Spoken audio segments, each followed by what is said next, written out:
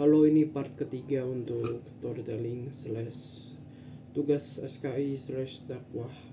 Kita akan membahas suatu karakter bernama Thorfinn dari film atau manga atau adaptasi animenya bernama Thorfinn dari Vinland Saga. Thorfinn adalah representasi manusia yang hancur oleh tujuannya sendiri, lalu perlahan diselamatkan oleh penderitaannya sendiri.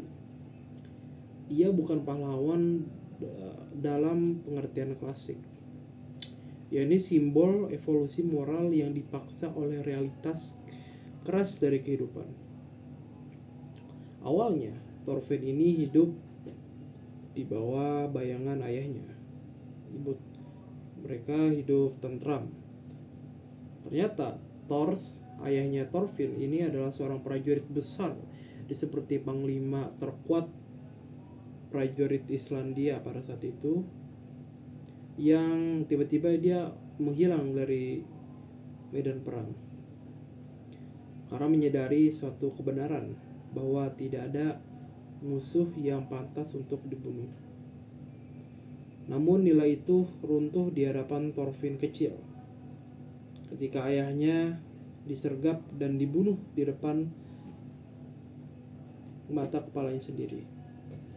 Sejak saat itu, pembunuhnya, Askeladd, menjadi buruan seluruh hidup dan matinya si Thorfinn.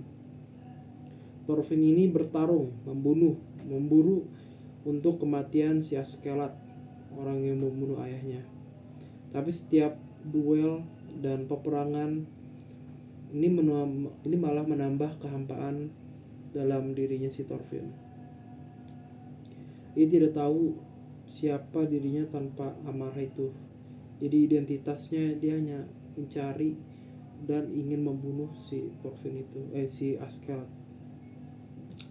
Ketika Askeladd akhirnya mati, tapi bukan di tangannya.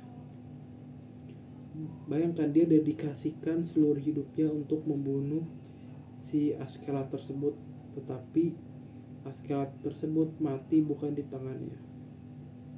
Seluruh fondasi jiwanya runtuh.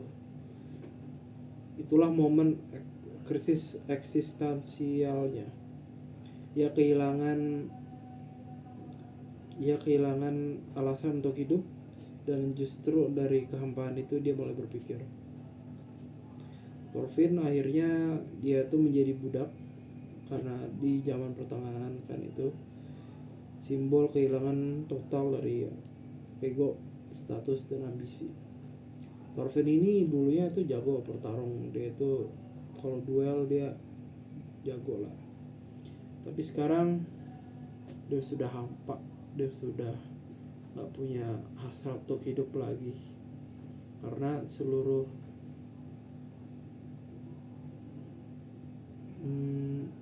tujuan hidupnya sudah hilang.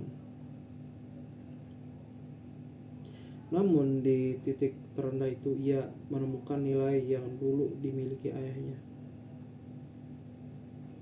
You don't have enemies. Secara filosofis, perubahan Thorfinn ini bisa kita baca dalam 3 fase. Pertama itu fase nihilistik.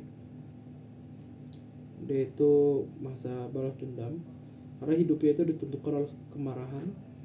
Dunia tidak memiliki makna selain pembalasan dendam. Terus ada fase eksistensial atau kehampaan. Setelah kehilangan tujuan, ia berada dalam kekosongan total, karena dari awal memang tujuan hidupnya itu cuman buat balas dendam. Dan fase etis atau penciptaan makna. Ia membangun makna baru lewat damai, kerja, dan janji untuk tak membunuh lagi. Ia menolak untuk menjadi alat kekerasan yang dimanfaatkan orang, sekalipun dunia menganggap itu kelemahan. Jadi ini salah satu karakter yang menarik untuk dibahas. Ciao.